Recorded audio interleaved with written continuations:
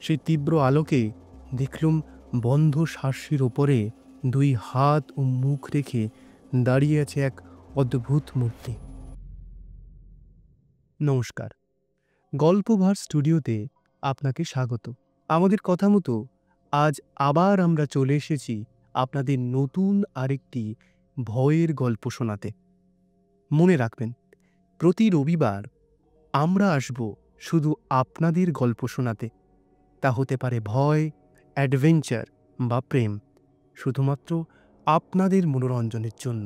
আমাদের আজকের নিবেদন হেমেন্দ্র কুমার রায়ের ভৌতিক কাহিনী অবলম্বনে মিসেস কুমুদিনী চৌধুরী।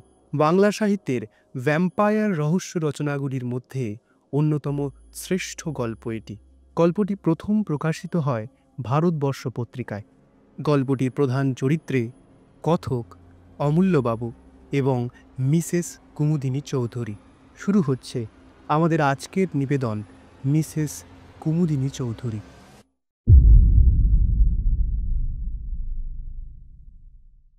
আমি ঔপন্যাসিক। কেবল এটুকু বললেই সব বলা হয় না। আমি উপন্যাস লিখে টাকা রোজগার করি।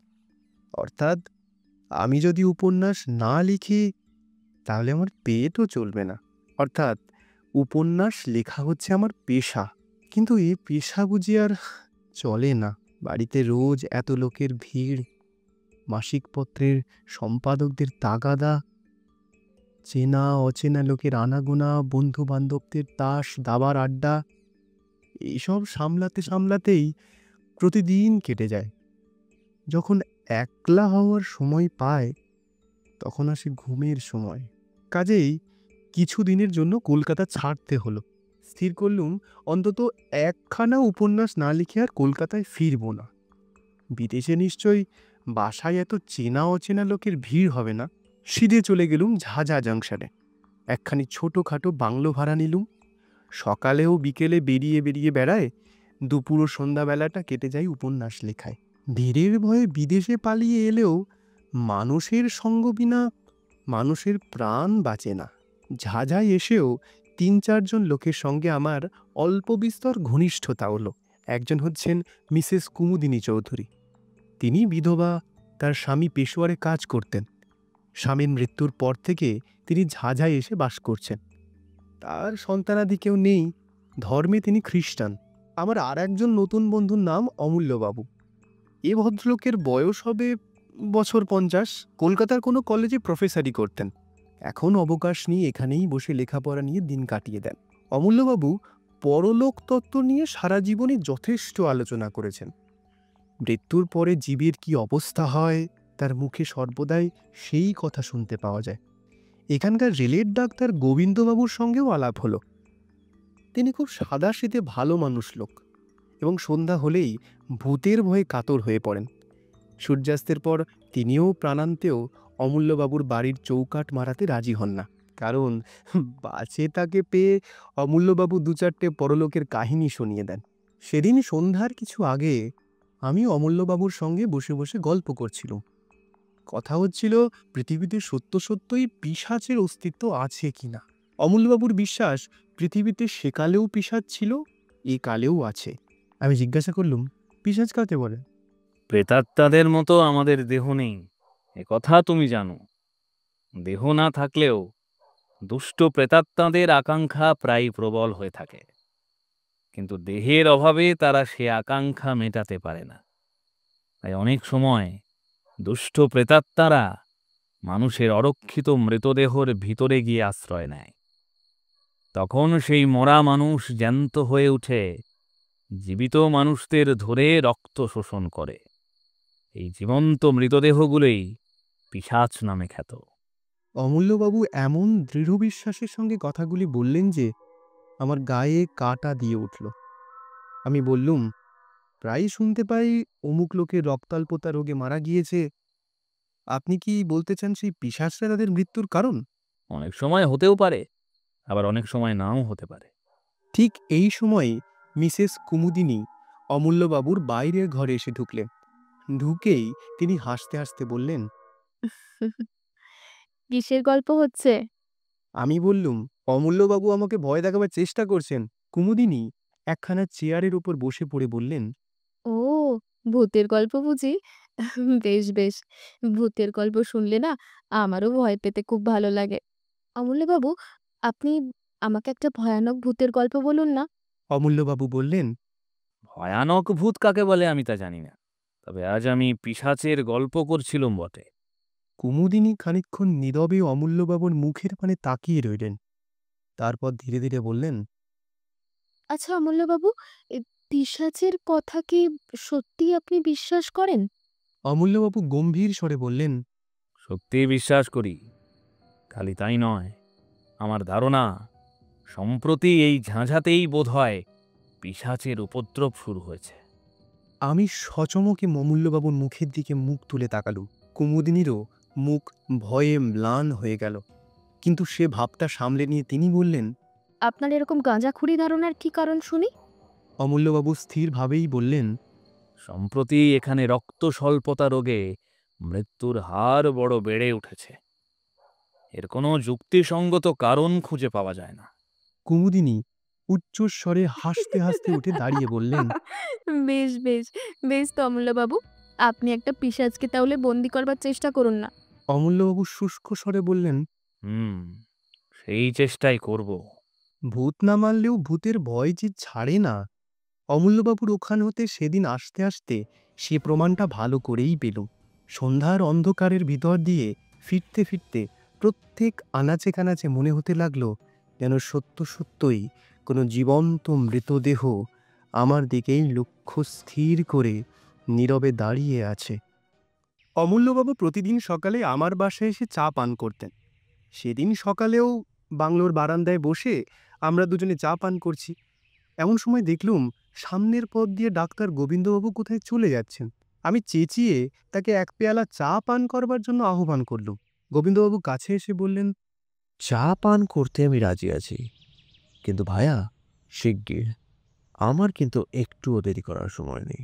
আমি বললুম, কেন, আপনার এত তাড়াতাড়ি কিসের? গোবিন্দবাবু বললেন, মিসেস কুমুদিনী চৌধুরীর মালির ছেলের ভারী অসুখ, বোধহয় বাঁচবে না। জিজ্ঞাসা করলুম, কি অসুখ?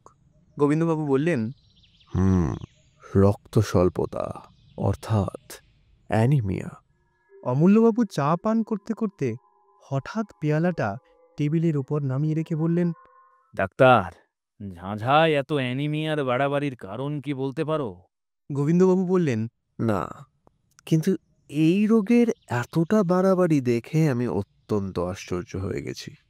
অমূল্যবাবু চেয়ার ছেড়ে উঠে দাঁড়িয়ে বললেন, মিসেস কুমুদিনী চৌধুরীর মালির ছেলেকে আমি জানি। তার নাম গদাধর। সে রোজ আমাকে ফুল দিয়ে যায়। 3 দিন আগেও আমি তাকে দেখেছি। জোয়ান সমস্ত ছেলে। আর তুমি বলছো ডাক্তার, এরই মধ্যে তার অবস্থা খারাপ হয়ে পড়েছে। অ্যানিমিয়া রোগে এত তাড়াতাড়ি কারোর অবস্থা খারাপ হয় না। চলো ডাক্তার, তোমার সঙ্গে আমরাও গিয়ে গদাধরকে একবার দেখে আসি। আমার বাংলো থেকে মিসেস চৌধুরীর বাংলোয় যেতে 4-5 মিনিটের বেশি সময় লাগে না। মিসেস চৌধুরীর বাগানের এক কোণে মালির ঘর। আমরা সকলে গিয়ে সেখানে উপস্থিত হলুম। ঘরের ভিতরে একপাশে বুড়ো মালি মাথায় হাত দিয়ে ম্লান মুখে বসে আছে। গদাধর শুয়ে আছে একখানা চৌকির ওপরে। তার মুখ এমন বিবর্ণ ও রক্তশূন্য যে দেখলেই মনে হয় মৃত্যুর আর বেশি দেরি নেই। অমূল্যবাবু গদাধরের পাশে গিয়ে বসলেন। তারপর রোগীর গায়ের কাপড়টা খুলে তীক্ষ্ণ দৃষ্টিতে কি দেখতে লাগলেন। খানিকক্ষণ পরে গদাধরের গলা ও বুকের মাঝখানে একটা জায়গার দিকে অঙ্গুলি নির্দেশ করে বললেন, ডাক্তার, এটা কিসের দাগ? গোবিন্দবাবু বললেন, উম, ওটা ক্ষতচিহ্ন বলেই মনে হচ্ছে। যা নোংরা ঘর, ইঁদুর থিদুর কামড়েছে বোধ হয়। অমূল্যবাবু গদাধরের বাপকে ডেকে জিজ্ঞাসা করলেন। তোমার ছেলেকে সেবা করে কে? বুড়ো মালি বললে, আহ, বাবু, গিন্নিমা গদাধরকে ভীষণ ভালোবাসেন, ঠিক নিজের ছেলের মতো। ওর দেখাশোনা তিনি করেন। উম, ওর জন্য দিনে তার বিশ্রাম নেই, রাতে তার ঘুম নেই। অমূল্যবাবু উঠে দাঁড়িয়ে দৃঢ়স্বরে বললেন, রোগীর ভালো রকম যত্ন সেবা হচ্ছে না। গদাধরকে আমি আমার বাড়িতে নিয়ে যাব। ডাক্তার, তোমার রেলের ২-৪ জন কুলিকে ডাকো। গদাধরকে তারা এখনই আমার বাড়িতে নিয়ে চলুক। আমার বিশ্বাস একে আমি নিশ্চয় বাঁচাতে পারব। অমূল্যবাবুর এই অদ্ভুত বিশ্বাসের কারণ কি আমরা বুঝতে পারলুম না। রোগ হয়েছে রোগীর দেহে, এ বাড়ি থেকে ও বাড়ি নিয়ে গেলে তার কি উপকার হতে পারে? যা কথা মতোই কাজ করা হলো। গদাধরকে যখন বাগানের ভিতর দিয়ে নিয়ে যাওয়া হচ্ছে, সেই সময় মিসেস কুমুদিনী তার বাংলোর বারান্দায় দাঁড়িয়েছিলেন। আমাদের দেখে নেমে এসে তিনি বিস্মিত স্বরে বললেন, এ কি ব্যাপার? গদাধরকে কোথায় নিয়ে যাওয়া হচ্ছে? অমূল্যবাবু বললেন, আমার বাড়িতে। এখানে ওর ঠিকমতো সেবা আর চিকিৎসা হচ্ছে না। কুমুদিনীর ২ চোখে একটা ক্রোধের ভাব ফুটে উঠেই আবার মিলিয়ে গেল। ধীরে ধীরে তিনি বললেন, বেশ, আপনারা তাহলে যা ভালো বোঝেন তাই করুন। গদাধর সুস্থ হলে আমার চেয়ে খুশি আর কেউ হবে না। সেদিন সন্ধ্যার পর থেকে মুষলধারে বৃষ্টি নামল। গাছপালার আর্তনাদ ও মেঘের গর্জনের সঙ্গে সঙ্গে পাহাড়ের ওপর থেকে হড়হড় করে বৃষ্টির ধারা নেমে আসার শব্দ শুনতে শুনতে আমি ঘুমিয়ে পড়লুম। অনেক রাতে আচম্বিতে আমার ঘুম ভেঙে গেল। অন্ধকারে ধড়মড়িয়ে বিছানার উপরে উঠে বসে মনে হলো জানলার সার্সির ওপরে বাইরে থেকে কে যেন ঠক ঠক করে আওয়াজ করছে। প্রথমটা ভাবলুম আমারই মনের ভুল। বাইরে তখনও সমান্তরে বৃষ্টি ঝরছে, বাজ ডাকছে ও ঝড় হৈ হৈ করছে। এমন দুর্যোগে সার্সির উপরে করাঘাত করতে আসবে কে? হয়তো ঝোড়ো হাওয়া ঘরের ভিতর ঢুকতে চায়। আবার বিছানার উপর শুয়ে পড়ল, কিন্তু সঙ্গে সঙ্গে তখনই সার্সির ওপর আবার শব্দ হলো, ঠক ঠক ঠক ঠক ঠক। সবিস্ময়ে বিছানার উপর থেকে লাফিয়ে পড়ল। আর তো কোনো সন্দেহই নেই। কে এলো? এই বন জঙ্গল পাহাড়ের দেশে এই ঝড় বৃষ্টির অন্ধকারে কে আমার ঘরের ভিতর ঢুকতে চায়? অজানা বিদেশ বলে শোবার সময় বালিশের তলায় রোজই একটা টর্চ রেখে দিত। টপ করে টর্চটা তুলে নিয়েই জেলে জানলার উপর আলোটা ফেললুম। সেই তীব্র আলোকে দেখলুম বন্ধ সার্সির ওপরে 2 হাত ও মুখ রেখে দাঁড়িয়ে আছে এক অদ্ভুত মূর্তি। জোড়ো হাওয়ায় রাশি রাশি কালো কালো লম্বা চুল এসে তার সারা মুখখানাকে আচ্ছন্ন করে ফেলেছে, এবং সেই চুলের ফাঁকে ফাঁকে আগুনের মতো দপদপ করে জ্বলছে তার 2টো বিস্ফারিত চক্ষু। পরমুহূর্তে মুখখানা আলোক রেখার ভিতর থেকে সাত করে সরে গেল। এ কি দুঃস্বপ্ন? ভয়ে মুষড়ে আলো নিভিয়ে বিছানার উপরে কাঁপতে কাঁপতে বসে পড়লুম। আতঙ্কে সারা রাত ঘুম আর হলো না। কেবলই মনে হতে লাগলো সার্সির কাচ ভেঙে ওই বুঝি এক অমানুষিক মূর্তি ঘরের ভিতরে হুড়মুড় করে ঢুকে পড়ে। জানলা দিয়ে সকালের আলো ঘরের ভিতরে এসে পড়েছে, কিন্তু তখনও আমি জড়ভরতের মতো বিছানার উপরে আড়ষ্ট হয়ে বসে আছি। এমন সময় বাইরে থেকে শুনলুম আমার নাম ধরে ডাকছেন অমূল্যবাবু। আশ্বস্তির নিঃশ্বাস ফেলে তাড়াতাড়ি উঠে দরজা খুলে দিল। অমূল্যবাবু ঘরের ভিতরে এলেন। আমি জিজ্ঞাসা করলুম, এত ভোরে আপনি যে? গদাধরের অসুখ বেড়েছে নাকি? অমূল্যবাবু বিছানার উপরে উঠে বসে হাসি মুখে বললেন, অসুখ বেড়েছে কি? এই অল্প সময়েই গদাধর প্রায় সেরে উঠেছে। আমি সবিস্ময়ে বললুম, বলেন কি? কি করে সারল? অমূল্যবাবু বললেন, গদাধরের কোনো অসুখ তো হয়নি। সে পড়েছিল পিশাচের পাল্লায়। চেষ্টা করেও আমি হাসি থামাতে পারলুম না। কৌতুক ভরে বললুম, আপনি কি এখন চারিদিকেই এই পিশাচের স্বপ্ন দেখছেন নাকি? অমূল্যবাবু অটলভাবেই বললেন, তোমার যা ইচ্ছা হয় বলো, আমি কোনোই প্রতিবাদ করব না। গদাধর কেন বেঁচেছে জানো? কাল দিন রাত তার শিয়রে বসে আমি পাহারা দিয়েছি বলে কাউকে তার ত্রিসীমানায় আসতে দিইনি। কাল রাতে আবার কেউ যদি তার রক্ত শোষণ করত, তাহলে আজ আর তাকে জীবিত দেখতে পেতে না। আমি সবিস্ময়ে বললুম, রক্ত শোষণ? অমূল্যবাবু, কি আপনি বলছেন? কি বলছেন কি? কে তার রক্ত শোষণ করত? অমূল্যবাবু কিছুক্ষণ স্তব্ধ হয়ে রইলেন। তারপর ধীরে ধীরে বললেন, তোমারও কথার কোনো জবাব আমি দেব না, কাল রাতে আমি সচক্ষে কি দেখেছি তোমার কাছে আগে সেই কথাই বলতে চাই। তুমি জানো আমার বাড়ি দোতলা। গদাধরকে আমি দোতলার ঘরেই শুইয়ে রেখেছিলাম। পাহারা দেওয়ার জন্যে তার পাশে বসে কাল সারা রাত আমি কাটিয়ে দিয়েছি। কালকের রাতের ঝড় বৃষ্টির কথা তুমি টের পেয়েছো বোধহয়। মাঝরাত্রে ঝড় বৃষ্টির বেগ অত্যন্ত বেড়ে ওঠে। সেই সময় বই পড়তে পড়তে হঠাৎ আমি মুখ তুলে দেখি জানলার ঠিক বাইরেই একটা স্ত্রী মূর্তি দাঁড়িয়ে রয়েছে। দোতলার ঘর, মাটি থেকে সেই জানলাটা অন্তত 20 ফুট উঁচু। সেখানে কোনো স্বাভাবিক মানুষের মূর্তির আবির্ভাব যে সম্ভবপর নয়, এ কথা তুমি বুঝতেই পারছো। আমি অবাক হয়ে তার দিকে খানিকক্ষণ তাকিয়ে রইলুম। ঘরের আলো তার মুখের ওপর গিয়ে পড়ছিল। তাকে দেখেই আমি চিনতে পারলাম। কে সে? কিছু আন্দাজ করতে পারো? আমি হতভম্বের মতো ঘাড় নেড়ে জানালুম, না। অমূল্যবাবু বললেন, সে মূর্তি হচ্ছে মিসেস কুমুদিনী চৌধুরী। কুমুদিনী খুব হাসি মুখে আমার দিকে তাকিয়েছিলেন। আমি তাকে দেখেই উঠে দাঁড়ালুম। তারপর শার্সি খুলে খড়খড়ির পাল্লা দুটো বন্ধ করে দিলুম সবাই। আমাকে বাধা দেওয়ার জন্য মূর্তি আর তাড়াতাড়ি হাত বাড়িয়ে এগিয়ে এলো, কিন্তু বাধা দিতে পারলে না। আমার মনে হলো জানলা বন্ধ করবার সময় তার ডান হাতখানা পাল্লার তলায় পড়ে চেপটে গেল। তারপরেও জানলার উপরে আরো কয়েকবার করাঘাতের শব্দ শুনতে পেলুম, কিন্তু সেদিকে আমি আর ভ্রুক্ষেপও করলুম না। এখন বলো, আমার কথা পাগলের গল্প বলে মনে হচ্ছে? আমি রুদ্ধশ্বাসে বলে উঠলুম, অমূল্যবাবু, অমূল্যবাবু, আপনি কি বলছেন?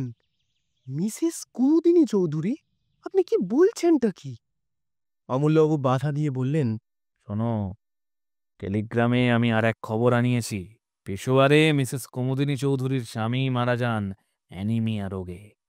আর মিসেস কুমুদিনী চৌধুরীও তার মৃত্যুর 15 দিন আগে দেহত্যাগ করেছেন। আমার সর্বশরীরে কেমন ধারা করে উঠতে লাগলো। টেবিলের একটা কোণ ধরে তাড়াতাড়ি চেয়ারের উপরে বসে পড়লুম। অনেকক্ষণ পরে নিজেকে সামলে নিয়ে অমূল্যবাবুর কাছে আমিও কাল রাত্রে যা দেখেছি সেই ঘটনাটা খুলে বললুম। অমূল্যবাবু কি বলতে যাচ্ছিলেন, কিন্তু হঠাৎ দরজার দিকে তাকিয়ে থেমে গেলেন। ফিরে দেখলুম বাংলোর সিঁড়ি দিয়ে বারান্দায় এসে উঠলেন মিসেস কুমুদিনী চৌধুরী। তাকে দেখেই সর্বপ্রথমে আমার চোখে পড়ল তার ডান হাতের দিকে। তার ডান হাতে ব্যান্ডেজ বাঁধা। কুমুদিনীও আস্তে আস্তে অমূল্যবাবুকে আমার ঘরে দেখেই থমকে দাঁড়িয়ে পড়লেন। তার মুখে চোখে এমন একটা অমানসিক বিশ্রী ভাব জেগে উঠল, যা কোনো দিন কোনো মানুষের মুখেই আমি লক্ষ্য করিনি। তারপরেই দিকবিদিক জ্ঞান হারিয়ে তীরের মতন তিনি বারান্দার উপর থেকে নেমে গেলেন এবং সেই রকম বেগেই সামনের দিকে ছুটে চললেন। আমি দ্রুতপদে এগিয়ে গিয়ে চেঁচিয়ে উঠলুম, মিসেস কুমুদিনী চৌধুরী, সাবধান! মিসেস চৌধুরী, সাবধান! Train, train! কিন্তু আমার মুখের কথা মুখেই রইল। আমার বাংলোর সামনে দিয়ে যে রেলপথ চলে গেছে, কুমুদিনী তার উপরে গিয়ে দাঁড়াতে না দাঁড়াতেই একখানা ইঞ্জিন হুড়মুড় করে একেবারে তার দেহের উপর এসে পড়ল। ভয়ে আমি দুই চোখ বুজে ফেললুম। সঙ্গে সঙ্গে শুনলুম তীক্ষ্ণ এক মর্মভীতি আর্তনাদ। তারপরে সব স্তব্ধ। খানিকক্ষণ আচ্ছন্নের মতো দাঁড়িয়ে রইলুম। আমার চারিদিকে পৃথিবী যেন ঘুরতে লাগলো এবং সেই অবস্থাতেই শুনলুম অমূল্যবাবু বললেন, স্থির হও ভাই, স্থির হও। ট্রেনে যে চাপা পড়লো ও কোনো মানুষের দেহ নয়, ও হচ্ছে কোনো পিশাচের আশ্রিত দেহ। ঝাঝার গোরস্থানে মিসেস কুমুদিনী চৌধুরীর দেহ কবর দেয়া হলো। তারপর মাসখানেক কেটে গেল। এই ভীষণ ঘটনার ছাপ আমাদেরও মনের উপর থেকে ধীরে ধীরে অস্পষ্ট হয়ে আসতে লাগলো। কিন্তু এই ঘটনার সঙ্গে জড়িত একটা বিষয় সম্বন্ধে এখনও আমাদের মনের ধাঁধা ঘুচল না। ঝাঁঝায় রক্ত স্বল্পতা রোগের বাড়াবাড়ি এখনও কমল না কেন, তাই নিয়ে প্রায়ই আমাদের মধ্যে আলোচনা হয়। অমূল্যবাবু পর্যন্ত ধাঁধায় পড়ে গেছেন, কিন্তু মাঝে মাঝে আশ্চর্য হয়ে বলেন, তাই তো হে, রক্ত স্বল্পতা রোগটা এখানে সংক্রামক হয়ে দাঁড়ালো নাকি? এর কারণ তো কিছুই বোঝা যাচ্ছে না। কিছুদিন পরে একদিন নদীর ধার থেকে ফিরতে ফিরতে আমার রাত হয়ে গেল। সে রাতটা ছিল চমৎকার। পরিপূর্ণ পূর্ণিমা নদীর জলকে যেন মেজে ঘষে রূপোর মতো চকচকে করে তুলেছে এবং চারিদিক ধপধপ করছে প্রায় দিনের বেলার মতো। এই পূর্ণিমার শোভা দেখবার জন্যেই এতক্ষণ আমি নদীর ধারে অপেক্ষা করছিল। বিভোর হয়ে চারিদিক তাকাতে তাকাতে বাসার পথে ফিরে আসছি। গভীর স্তব্ধতার ভিতরে ঝিল্লি রব ছাড়া আর কোনো কিছুরই সাড়া পাওয়া যাচ্ছে না। পথও একান্ত নির্জন। প্রাণে হঠাৎ গান গাইবার স্বাদ হলো। এমন রাতের সৃষ্টি তো গান গাইবার জন্যেই। কিন্তু গান গাইবার উপক্রম করতেই সামনের দিকে তাকিয়ে যা দেখলুম, তাতে আমার বুকের রক্ত যেন হিম হয়ে গেল। পথের একটা মোড় ফিরে প্রায় আমার সামনে এসে দাঁড়ালেন মিসেস কুমুদিনী চৌধুরী। আমার দেখবার কোনো ভ্রম হয়নি। তেমন উজ্জ্বল পূর্ণিমায় ভ্রম হওয়ার কোনো সম্ভাবনাই ছিল না। ভাগ্যে কুমুদিনী অন্যদিকে তাকিয়েছিলেন, তাই আমাকে তিনি দেখতে পেলেন না। আমি তাড়াতাড়ি একটা গাছের আড়ালে সরে গেলুম। কুমুদিনী সেই পথ ধরে একদিকে অগ্রসর হলেন। আমি স্তম্ভিত নেত্রে লক্ষ্য করলুম তার দেহ যেন মাটির উপর দিয়ে পা ফেলে হেঁটে যাচ্ছে না, শূন্য দিয়ে ভেসে যাচ্ছে একখানা মেঘের মতন। পথের বাঁকে সেই অদ্ভুত ও ভীষণ মূর্তি অদৃশ্য হয়ে গেল এবং আমিও ছুটতে লাগলুম রুদ্ধশ্বাসে। আতঙ্ক ও বিস্ময়ে বিহ্বল হয়ে গিয়েছিলাম আমি। ছুটতে ছুটতে একেবারে অমূল্যবাবুর বাড়িতে। অমূল্যবাবু বৈঠকখানায় একলাই বসে বই পড়ছিলেন। হঠাৎ আমাকে সেইভাবে সেখানে গিয়ে পড়তে দেখে তিনি নির্বাক বিস্ময়ে আমার দিকে মুখ তুলে তাকিয়ে রইলেন। আমি প্রায় রুদ্ধেশ্বরে বলে উঠলুম, মিসেস কুমুদিনী চৌধুরী, অমূল্যবাবু, এইমাত্র এইমাত্র মিসেস চৌধুরীর সঙ্গে আমার দেখা হলো। কি কি কি- কি করে সম্ভব? অমূল্যবাবু সিধে হয়ে দাঁড়িয়ে উঠে বললেন। তার মানে?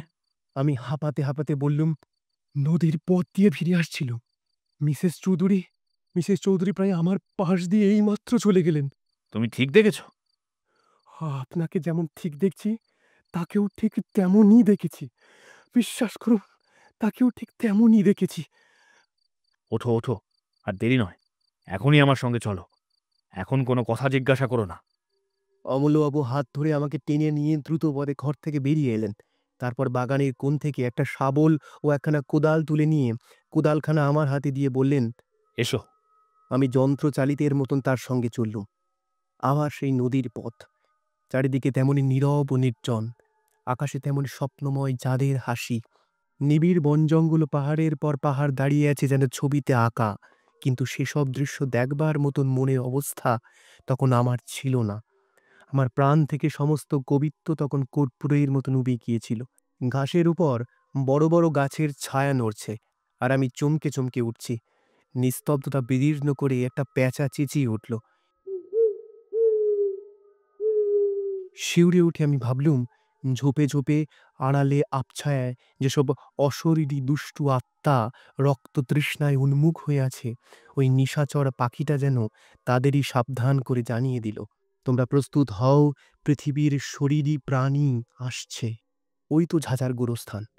কবরের পর কবরের সারি সারি দেখা যাচ্ছে, তাদের ওপরে ইটের বা পাথরের গাঁথুনি।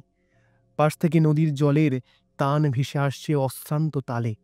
আমার মনে হলো এতক্ষণ ওই সব কবরের পাথরের ওপরে যেসব ছায়াদেহ বসে বসে রাত্রি যাপন করছিল, আচম্বিতে জীবিত মানুষের আবির্ভাবে অন্তরালে গিয়ে নদীর সঙ্গে স্বর মিলিয়ে তারা ভয়াবহ কানাকানি করছে। একটা ঝোপের ভিতরে আমাকে টেনে নিয়ে গিয়ে অমূল্যবাবু বললেন, এইখানে স্থির হয়ে লুকিয়ে বসে থাকি, এসো।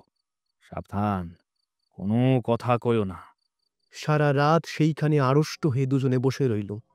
সেদিনকার সেই রাতটাকে আর পৃথিবীর রাত বলে মনে হলো না। ইহলোকে থেকেও আমরা যেন পরলোকের বাসিন্দা হয়ে এসেছি। চাঁদ পশ্চিম আকাশের শেষ প্রান্তে, পূর্ব দিকে ধীরে ধীরে যেন মৃতরাত্রির বুকের রক্ত ঝরে পড়তে লাগল। ভোর হচ্ছে। হঠাৎ অমূল্যবাবু আমার গা টিপলেন।